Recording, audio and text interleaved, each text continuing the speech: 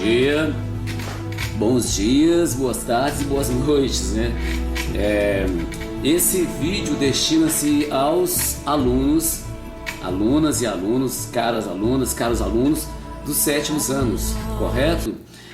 O nosso tema, o nosso assunto, ele tem o objetivo de, primeiro, revisar e, segundo, sanar alguma dúvida, correto? Aula de artes, né?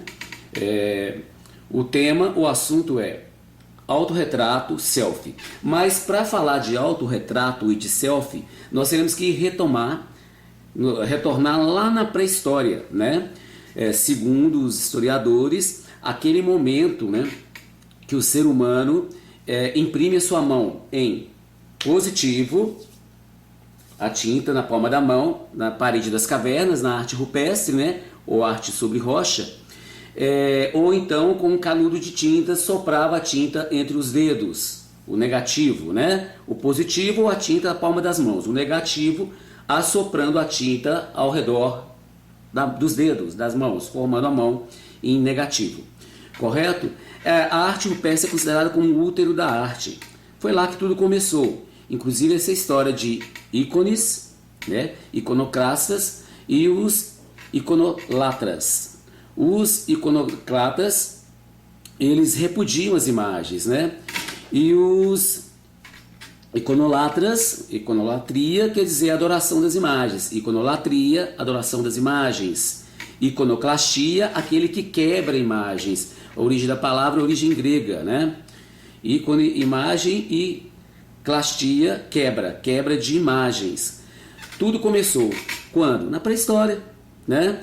Quando o ser humano ele retratava o seu dia a dia no interior das cavernas e principalmente a imagem de animais, da caça. Lógico, a caça era prioritária, 70% da alimentação era constituída de carnes, 30% de raízes e frutos.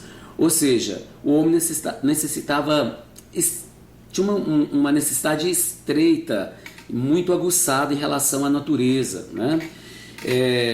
Então os animais eles eram representados assim de forma bastante realista, bastante naturalista. Até o canal lacrimal do animal de repente era retratado, né? E secundariamente as figuras humanas, que eram retratadas de forma geometrizada, esquematizada e subtraída, e abstrata, né? E abstrata, geometrizada e abstrata. E os animais de forma realista, naturalista, ou seja, os animais eram de suma importância na vida do ser humano. O ser humano dependia de tudo, né, em relação aos animais. Então, ali, naquele momento que o homem começa a retratar os animais no interior das cavernas, é óbvio que já existia o conhecimento e um certo controle do fogo, senão essa arte não teria acontecido. A partir do momento que o homem começou a registrar essas imagens no interior das cavernas, obviamente eles começaram a promover um tipo de ritual em torno dessas imagens, em torno do fogo, e adorar essas imagens, porque essas imagens eram de suma importância para eles. Eles acreditavam que o momento que eles adoravam essas imagens, o dia seguinte seria mais fácil, eles conseguiriam então capturar esses animais de forma mais fácil, mais tranquila. Aquilo produzia uma força psicológica e emocional também, acreditamos que muito forte, né? Um poder, uma força psicológica a partir então dessas representações, que eram também forma considera-se como das primeiras formas de comunicação, né, entre aqueles povos primitivos. Depois o homem adentra o período clássico ou antigo, né? Egito, Grécia, já falamos anteriormente, e esse culto em relação às imagens, obviamente, ele vai se intensificar, porque os homens vão associar todas as forças da natureza, todas as características presentes, né, de poder, de força e tal, presente nos animais, essas forças vão, como direi, elas vão incidir em cima do objeto artístico, né? Em cima da criação de toda a mitologia, com os deuses e as criaturas todas de forma antropozomorfa, mistura de figura humana com figura animal. incutindo assim, obviamente, as características, as qualidades dos dois seres, né? Do ser humano e do ser animal, inserido nisso aí a força da natureza. Então, lá da pré-história, a Idade Antiga, os homens já tinham uma iconolatria, né? Que é uma adoração das imagens. Essa iconolatria, então, tem origem lá na pré-história, é intensificada lá no período clássico, na Idade Antiga, na cultura proveniente dos egípcios, que influenciaram por sua vez os gregos, que por sua vez influenciaram os romanos, né? E em outras culturas, essas representações sempre foram não só de cunho artístico, mas também um vínculo com a religiosidade, com a espiritualidade, com o sobrenatural, correto? Então aí, nesse período todo, nós temos a presença da iconolatria, da adoração das imagens, correto? A iconolatria, ela no século V a.C., lá em Atenas, que era considerado a era do ouro, o grande escultor Fídias, era considerado um dos maiores escultores, né, daquele período. Ele realizou o primeiro autorretrato. E depois também ele fez uma representação do Péricles, correto? Esse escultor, ele foi condenado por esse motivo, porque eles consideravam naquele período que esse primeiro autorretrato que foi produzido, né, por Fídias, ele era considerado como uma grande sobreestimação de si mesmo. Era uma certa afirmação do indivíduo.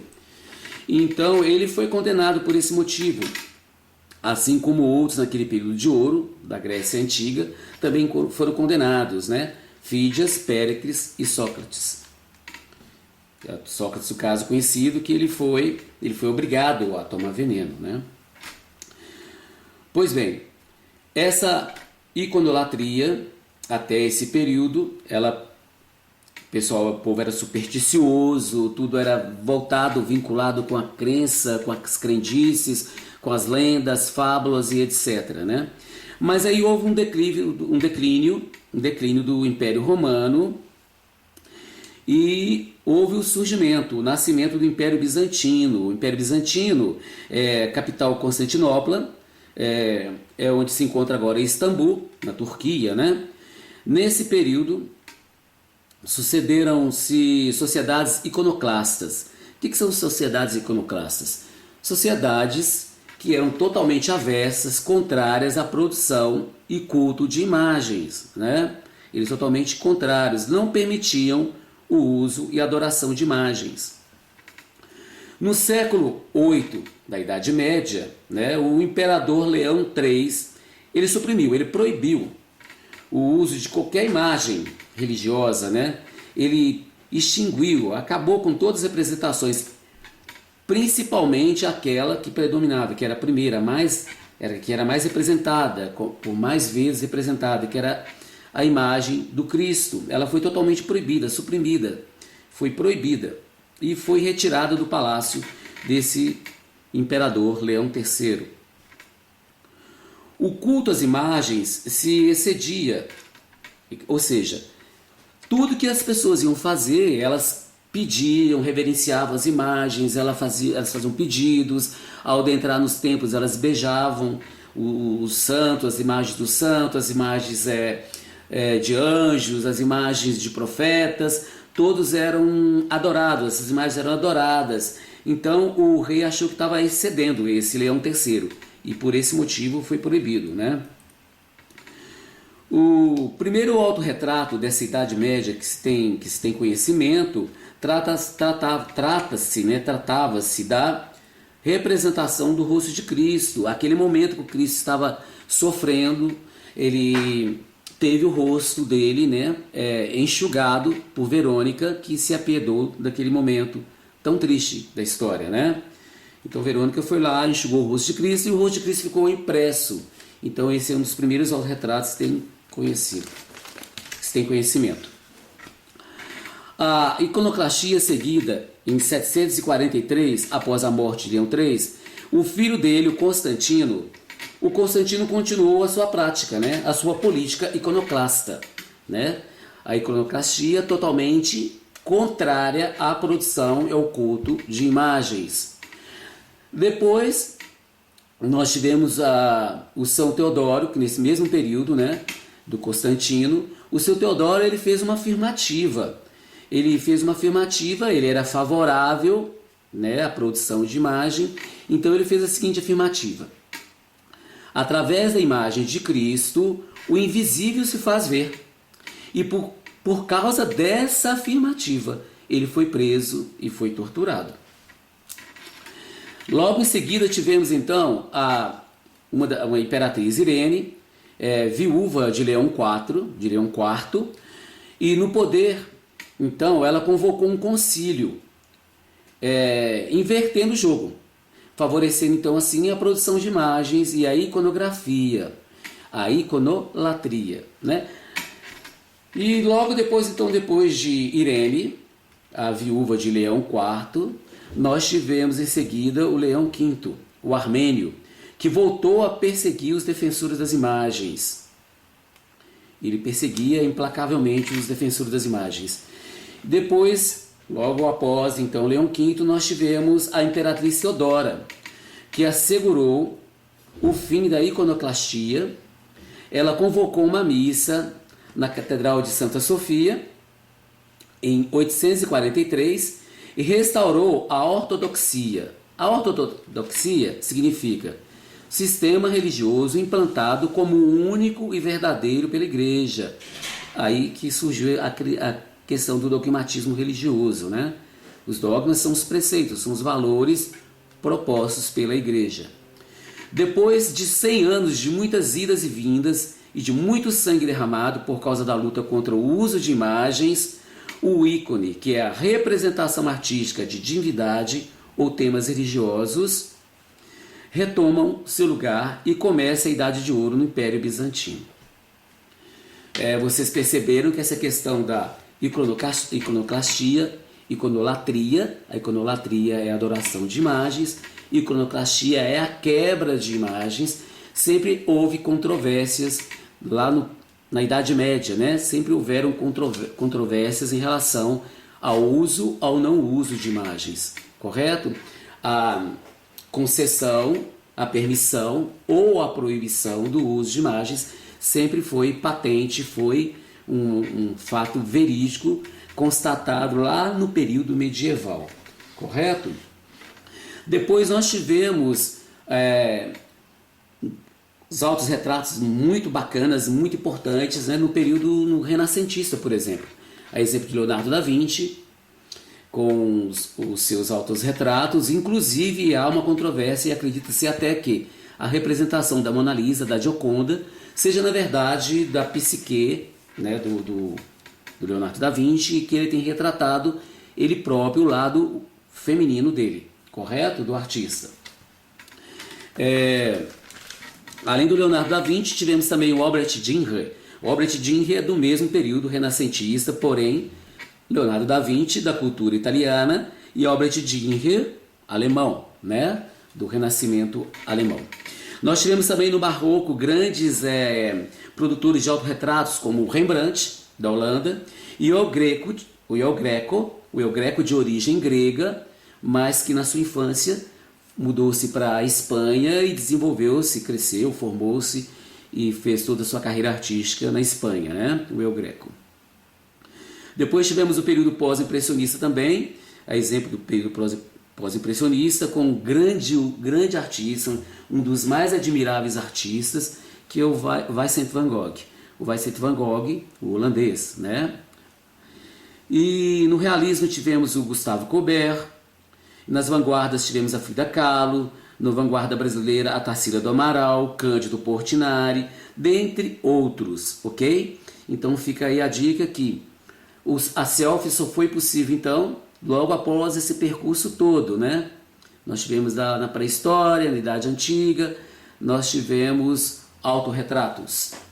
Na Idade Média, a controvérsias, né? A permissão e a não permissão do uso e adoração de imagens, né? Os iconoclastas, que eram contrários a imagens, opondo-se aos iconolatras, que eram favoráveis, eram adoradores de imagens, né? E a fotografia, então, em 1830 aproximadamente, lá para o finalzinho já se usava a máquina de filme em rolo, então surgiram outros estilos de arte que se contrapuseram à arte acadêmica, e o realismo, por sua vez, que valorizava temas políticos e temas que retratavam camponeses, pessoas comuns, e não pessoas, vultos históricos, heróis e imagens idealizadas presentes lá no período romântico, correto? Então fica aí a dica. E com a fotografia não era mais necessário reprodução das artes como forma fidedigna, como acontecia no academicismo, porém o realismo adotou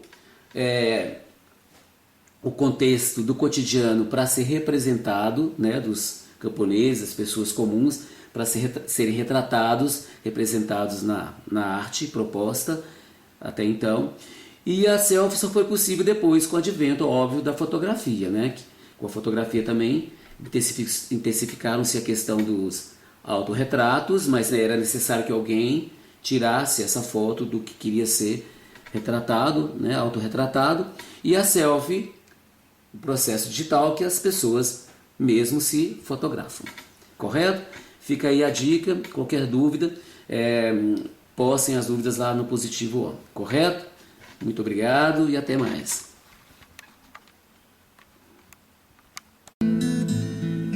Look out on a summer's day with eyes that know the darkness in my soul. Shadows on the hills, sketch the trees and the daffodils, catch the breeze and the winter chills in colors on the snowy linen land. Now I understand